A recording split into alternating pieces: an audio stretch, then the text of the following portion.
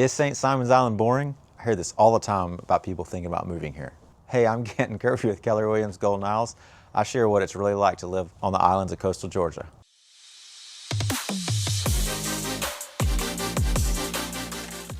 So let's talk about what actually happens on St. Simon's Island and why it's way busier than you probably think. Today I'm breaking down the best St. Simon's Island events, from fun things to do during the week to our biggest annual parties. So if you don't live here, it's probably easy to think that living on St. Simon's Island can be really boring, especially if you drove around at 9 o'clock on a Thursday night and didn't see another car on the street. You might think, wow, is anybody awake? Are they all asleep? What's going on? You know, we don't have any big music venues. We don't have any big sports venues, but that doesn't mean there's nothing going on. So throughout the year, there's always a number of events to go to. Charity events come top to mind. I kind of call it charity season, which to me normally starts in January and ends in March. Literally every weekend you can almost go to a charity event, either normally at a luxury home or at a private club like Frederica on the north end. Throughout the year, there's always another fun event to go to, whether it's the Womp-Off Inn on the beach, which is where they do a skimboarding contest of all ages. It's always fun to see, the little ones out there all the way to the grown-ups making a fool of themselves. And then other fun things, we have golf cart parades, normally one's on 4th of July and then the other one's around Christmas. Land Trust Oyster Roast is always a fun event to go to. That's normally held in January, February. Really pretty location at Gascoigne Park, which is where a lot of other events are held, which is a waterfront, marshfront park that you can see right when you come on the island. And then some other fun events. There's Storybook Character Day, the Blessing of the Fleet in Darien. One event that happens every month is First Friday in downtown Brunswick, where a lot of people show up to support the local restaurants. Really fun event to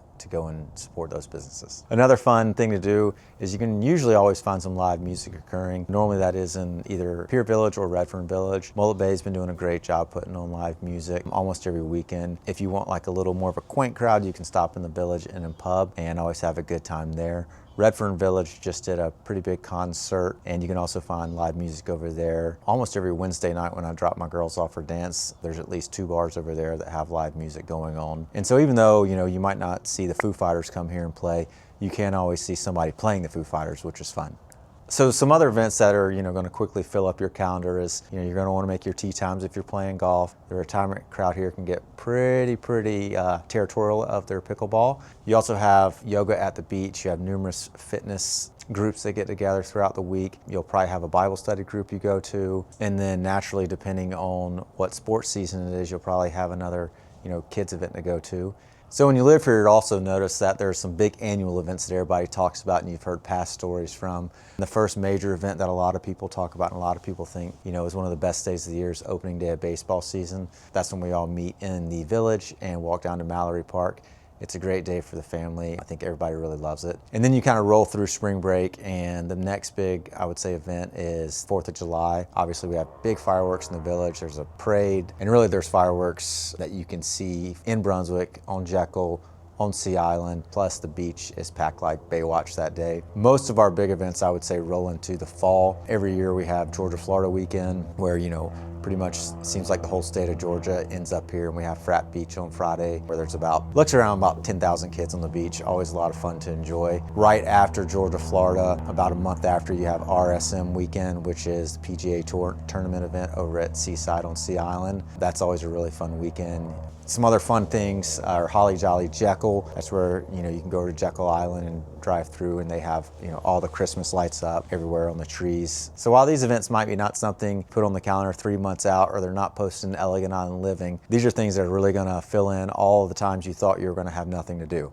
So the events I think really take up all the time that you thought you might have off are that day where it's perfect to go to the beach. The other thing would be boat days. Some other fun things are, you can be cruising on your golf cart just on a Sunday, having an easy day, and then you run into some friends that are also doing the same. You have church activities that'll come into play. And then naturally some of the other activities that are going to keep you busy. Fun neighborhood cookouts. You also have school events that pop up, I'd say once a month during the school year, if not more often. You can also have youth sports that will keep you very busy, especially if your daughter starts getting into travel soccer.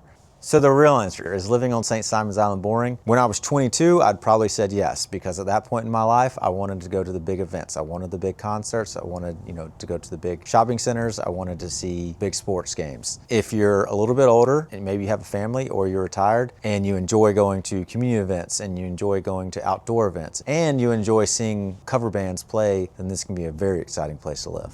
So if you're thinking about moving to St. Simons, I'd love to help. And if you have any questions, please drop them in the comments below. And please don't forget to subscribe.